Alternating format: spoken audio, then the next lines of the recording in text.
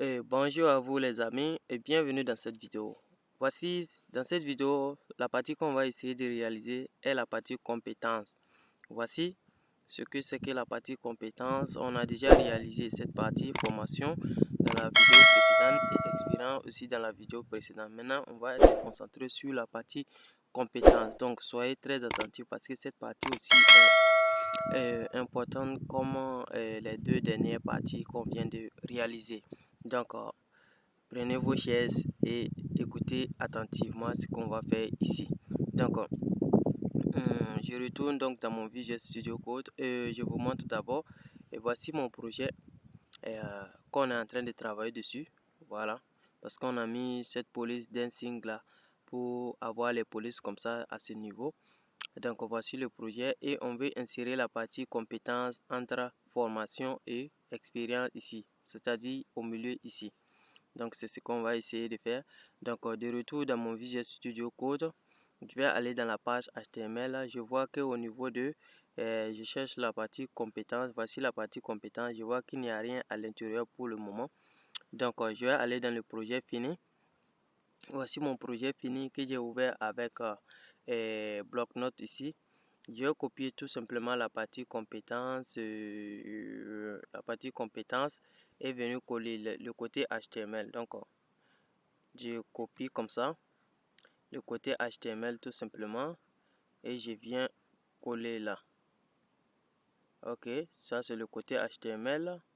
Je crois que c'est ça, ouais.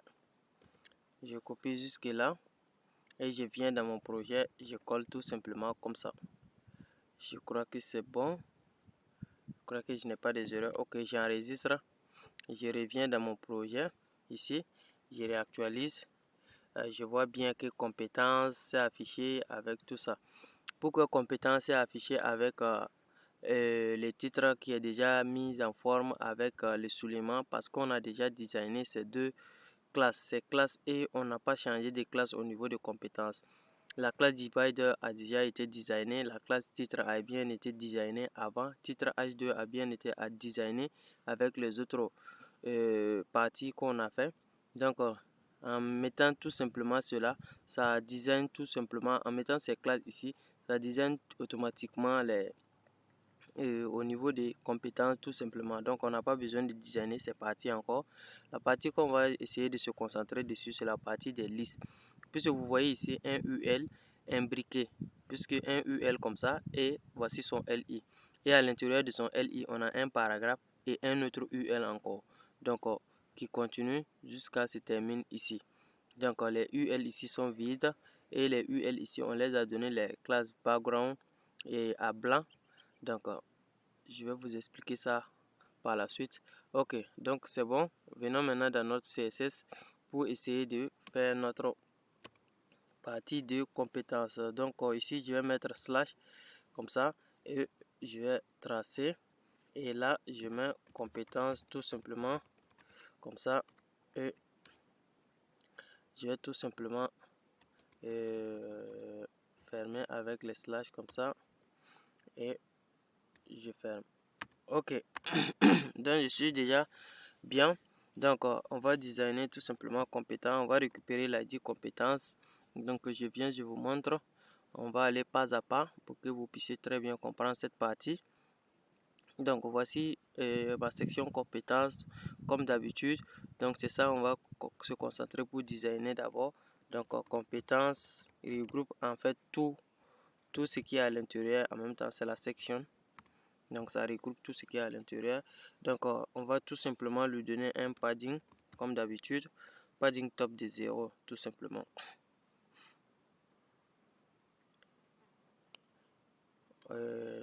Padding top. Non, on va pas lui donner le padding top mais plutôt le background. On va changer la couleur du background tout simplement. Puisque ici on doit, je vous montre ici. On doit avoir un background qui est un peu comme du vert, je sais pas. Voilà, cette couleur. Donc c'est ça, on va essayer de donner tout simplement.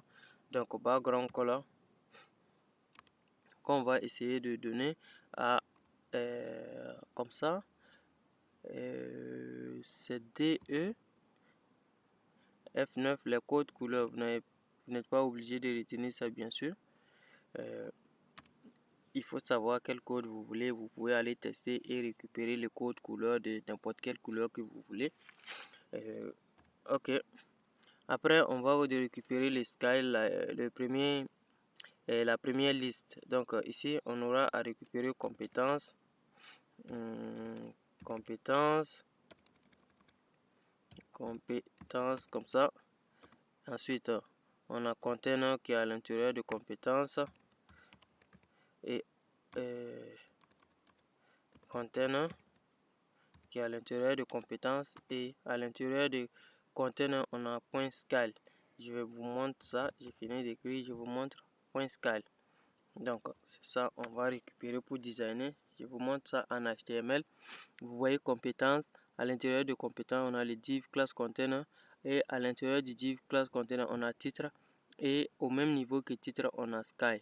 Vous voyez donc c'est ce sky, on va récupérer pour designer maintenant. Ok, pas à pas. Donc sky et on va lui donner tout simplement le padding. Tout simplement, on va lui donner un padding de 50 pixels.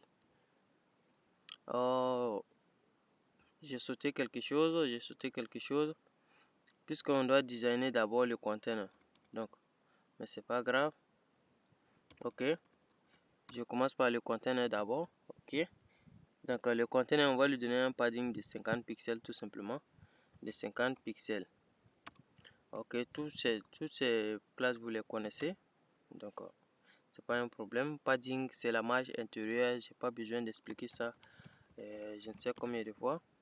Donc je pense que vous savez déjà tous qu'est-ce que tout cela veut dire. Donc il y a d'autres choses qu'on va voir plus importantes par la suite. Maintenant les styles maintenant. Donc c'est les styles qu'on va voir. Ok, maintenant on récupère notre liste maintenant. Qu'est-ce qu'on va faire à notre liste? Là maintenant on va donner padding top. Padding top tout simplement de 50 pixels aussi. Donc je vous explique tout cela. Donc voici le container qu'on a donné un padding de 50 pixels pour écarter des bordures. Et là aussi on a donné un padding top pour écarter des bordures mais vers du haut de 50 pixels tout simplement. Donc voici notre fichier tout simplement. Et voici la partie compétences. Donc je réactualise et vous voyez ce que ça donne. Ça a mis le background qu'on a déjà mis et ça a déjà écarté nos différents éléments, notre UL tout simplement de top, puisque ça écarte vers le bas ici, margin top et padding top écarté vers le bas ici. Donc vous voyez que c'est ceux-là, ils ont descendu un peu par rapport à lui et c'est ça. Ok, donc on va continuer encore pas à pas. J'espère que vous suivez bien. Si vous avez des questions, mettez-les en commentaire. Si vous avez des suggestions, mettez tout en commentaire. Je me ferai le plaisir de répondre. Donc, après avoir récupéré la liste et le UL par Skyle, puisque le premier UL prend la classe Skyle. Après avoir récupéré ce UL, on va récupérer son LI qui est à l'intérieur. Donc maintenant, on récupère les LI de ce UL tout simplement, puisque vous voyez, le scale correspond tout simplement à un UL. Donc LI maintenant pour récupérer cet élément et le designer aussi. Donc c'est pas un problème ça. Donc on va lui mettre à display flex tout simplement. Display flex pour que notre paragraphe en fait puisque vous voyez qu'à l'intérieur de UL on a tout simplement des LI, on a P et UL encore. Donc on veut que le P et le UL soient sur la même ligne tout simplement, puisque le UL contient nos différents LI qui n'ont pas d'éléments à l'intérieur d'abord, qu'on va designer après. Donc puisque ça c'est contenu dans un P tout simplement, et il y a des LI qui sont ici, mais comme il n'y a rien à l'intérieur, ils ne s'affichent pas d'abord. Donc on veut les mettre sur la même ligne tout simplement. Donc ici, c'est ce qui va nous amener à faire display flex ici. Ok. Donc on va pas donner de flex direction puisque le flex direction par défaut c'est row. Donc font size et font size On va donner un font size de 24 pixels tout simplement. Ok. Ensuite, on va donner color. On va donner 40-42A. C'est ça. Voici ça. Ensuite, on va donner un margin bottom. Margin bottom tout simplement comme ça. Margin bottom, on va donner 15 pixels. Et justify content, vu qu'on a utilisé ça, je vais le mettre tout simplement ici. Justify content et on va tout simplement centrer. Center. Comme ça.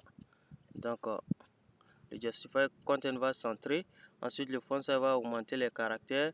Et là, le color va tout simplement changer les couleurs et le margin bottom va tout simplement se charger de les faire descendre juste un peu. Voilà, et voici l'écartement un peu, ça, tout s'est écarté un peu. Voilà, je crois que c'est bon comme ça. On va y arriver de toute façon. Ok, c'est bon comme ça pour le moment. Ok, je fais ça comme ça. Ok, donc c'est bon pour les LI de l'intérieur. Maintenant, on va récupérer maintenant notre paragraphe. Donc, un peu la même chose, V. Et au lieu de récupérer les LI, on va récupérer les paragraphes qui est à l'intérieur du LI maintenant. Parce que si on vient, et voici les LI, et voici le paragraphe qui est à l'intérieur du LI. Donc, c'est ça on va récupérer maintenant pour designer tout simplement. Donc, Style, LI de Style et à l'intérieur son paragraphe. Donc, c'est ça. Maintenant, qu'est-ce qu'on va faire? On va donner margin right. Margin right, la marge extérieure droit. Donc, margin right qu'on va mettre à 20 pixels tout simplement.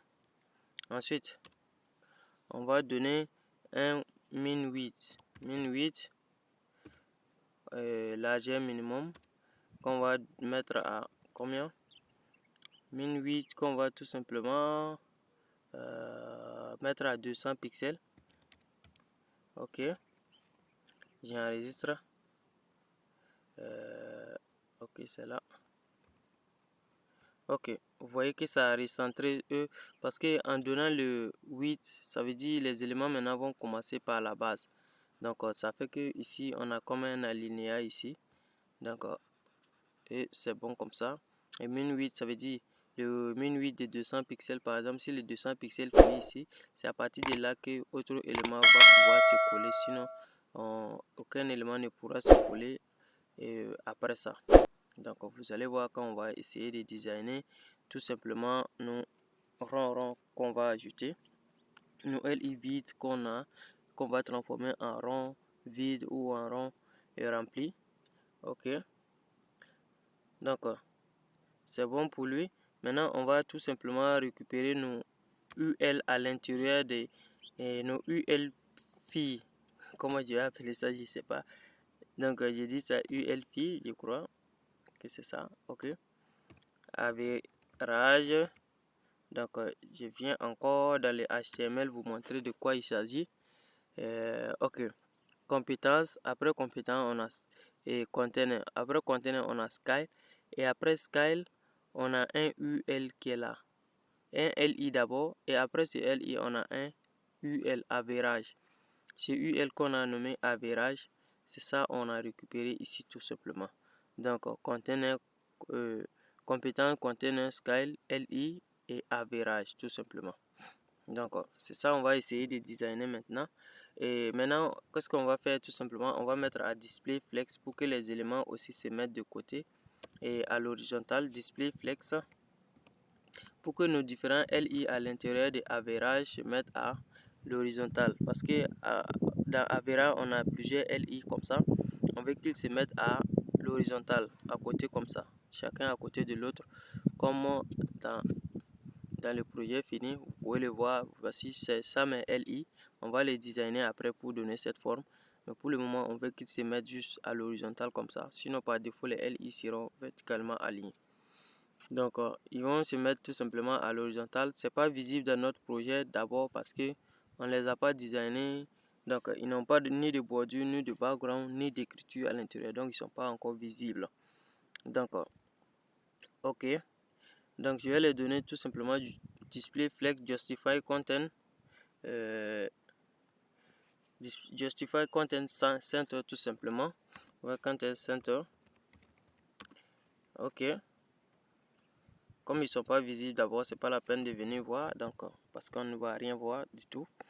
Ok, maintenant je vais récupérer les LI maintenant pour les designer. Les LI à l'intérieur de average que je vais designer maintenant. LI average et maintenant LI encore à l'intérieur de average. D'accord. On va les donner des width, une largeur de 15 pixels tout simplement. 15 pixels. Et on va leur donner également une hauteur de la même chose. Je vous ai montré comment on fait pour faire un cercle en CSS. Une hauteur de 15 pixels également. Et ensuite, tout simplement, un border radius pour arrondir de 50%. De 50% tout simplement. Et ça va nous donner tout simplement les cercles. Maintenant, il nous suffit tout simplement de mettre une bordure pour que les cercles soient visibles. Bordure 2 pixels solide, 2 pixels solide et la couleur c'est le 40. Ok, 42 4A. Ok, et le background maintenant, on va mettre les backgrounds à CA. D'accord. CA. Ok. Pourquoi? Si on met les backgrounds à CA, vous allez voir ce qui va se passer. Ok, je viens dans mon projet et je réactualise. Et voici mes instructions bien là. Et on voit que tous les backgrounds n'ont pas pris les CA. Voici ici les deux derniers n'ont pas pris. Ici les trois derniers n'ont pas pris. Et ici le dernier n'a pas pris tout simplement. Pourquoi? Parce qu'on les a donnés à ces derniers qui n'ont pas de couleur là. On les a donnés ici. Ce que je disais que j'allais vous expliquer plus tard. On les a donné style background color à blanc. Ici également. Vous voyez ici, dans le premier LI on a fait pour 2. Ici on a fait pour 3 derniers. Et ici on a fait pour les derniers tout simplement. Donc c'est ce qui est respecté dans l'exécution du code tout simplement. Il faut retenir que les propriétés CSS données au niveau du HTML directement ont la priorité sur les propriétés CSS données au niveau du CSS tout simplement. Donc c'est pourquoi cette couleur sera appliquée contrairement à la couleur que nous on va donner ici à ces éléments. Donc la couleur donnée au CSS va s'appliquer tout simplement à ces éléments, mais les éléments qui ont déjà une couleur au niveau du HTML par défaut ne seront pas prises en compte parce que la couleur au niveau du HTML a la priorité sur le CSS. Donc c'est ça. Et c'est là ce qu'on veut tout simplement. Parce qu'on ne veut pas que tout soit, puisqu'on veut que ici, en HTML, j'ai dit je suis à 66%. Donc, et sur les 6, je colore 4 et je laisse le 2 tout simplement. Ici, je suis à 50, je colore 3 et je laisse 3. Ici, je suis à 83, je laisse 1 seulement. Donc, c'est l'idée. Donc, c'est un peu ça. Ok. Donc, c'est bon pour mes boules tout simplement. Je crois que vous avez compris comment ça fonctionne, les boules aussi. Donc ça sera un peu tout pour cette partie. Donc voici, c'est pas long, juste quelques propriétés. C'est un peu comme une répétition des autres parties parce qu'on a déjà eu à faire presque tout ce qu'on a fait ici dans la vidéo précédente. Donc je vous laisse avec ça. Et dans la prochaine vidéo, on va passer maintenant à la partie contact qu'on va essayer de réaliser. Je vous montre ça. Au niveau de ça, voici la partie contact, un formulaire, un joli formulaire comme ça qu'on va essayer de réaliser au niveau de la partie contact et le footer également. On va essayer de tout faire dans une seule vidéo maintenant pour finir avec ce CV. Donc rendez-vous dans la prochaine vidéo et n'oubliez pas de vous abonner à la page tout simplement. Donc ciao.